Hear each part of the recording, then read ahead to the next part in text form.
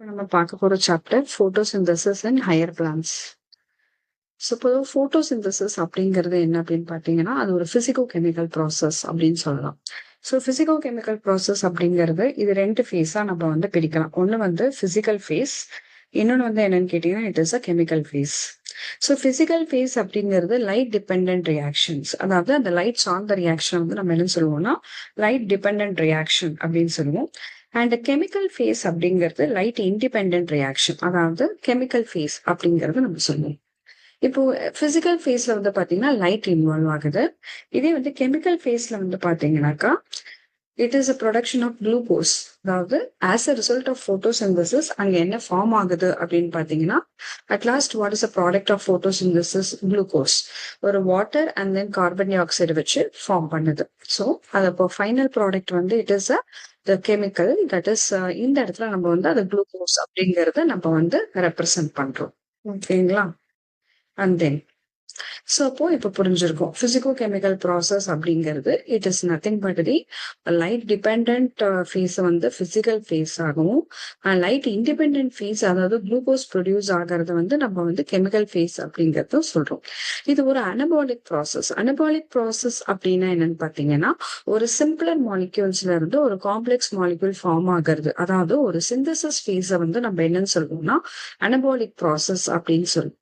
So redox process அப்படிங்கிறது இந்த இடத்துல ரிடக்ஷன் அண்ட் ஆக்சிடேஷன் சைமல்டேனியஸா நடக்கிறதுனால இது வந்து நம்ம என்ன சொல்றோம்னா ரிடாக்ஸ் ரியாக்ஷன் அப்படின்றோம். ஸோ ரிடாக்ஸ் ரியாக்ஷன் சொல்லும்போது இந்த இடத்துல எங்க ரிடக்ஷன் எங்க ஆக்சிடேஷன் நடக்குது அப்படின்னு பாத்தீங்கன்னா, கார்பன் டை ஆக்சைடு வந்து குளுக்கோஸா மாறுறது வந்து நம்ம reduction.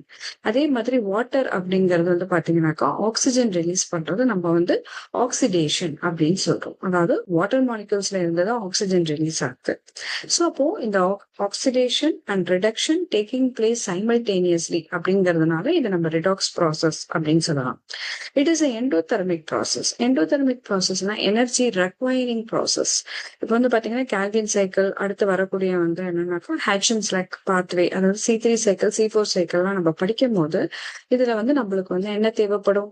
ATP and then NADPH2. இது ரெண்டுமே ஒரு ஹை எனர்ஜி காம்பவுண்ட்ஸ். இது ரெண்டுமே வந்து Calvin cycle as well as in case of this Hatch-and-Slack pathway C3 cycle as well as C4 cycle ரெண்டுத்துக்குமே தேவைப்படும். அப்போ இது எனர்ஜி ரெக்வயரிங் ப்ராசஸ் அப்படிங்கிறதுனால இது நம்ம வந்து எண்டோதெர்மிக் ப்ராசஸ் அப்படின்னு சொல்றோம். அதாவது நான் ஸ்பான்டானியஸ் ப்ராசஸ். நான் ஸ்பான்டானியஸ் ப்ராசஸ்னா எனர்ஜி வந்து தேவைப்பட்டுக்கிட்டே இருக்கும். there will be a immense amount of energy is required for the process.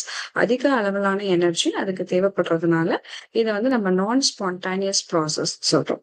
So it is the endoorganic process and uphill process. So uphill process அப்படின்னு சொல்லும் போது எலக்ட்ரான்ஸ் வந்து குளோரோஃபில் A ரியாக்ஷன் சென்டர்ல இருந்து primary acceptor போகும்.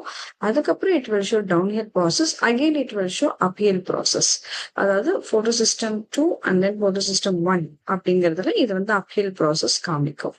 So இப்போ physico chemical process அப்படின்னா physical phase light dependent, chemical phase அப்படிங்கிறது லைட் இண்டிபெண்டன்ட். அதாவது chemical that means glucose form ஆகிறது நம்ம கெமிக்கல் ஃபேஸ்ன்னு சொல்றோம்.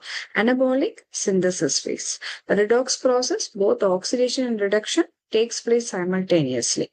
ஒரே நேரத்துல நடக்கிறது. Endothermic and endergonic it's nothing but energy requirement process. Uphill process அப்படிங்கிறது எலக்ட்ரான் வந்து போட்டோசிஸ்டம் 1ல இருந்தோ போட்டோசிஸ்டம் 2ல இருந்தோ இது எக்ஸைட் ஆகிறதுனால நம்ம வந்து அது அப்ஹீல் ப்ராசஸ் அப்படின்னு நம்ம சொல்லலாம்.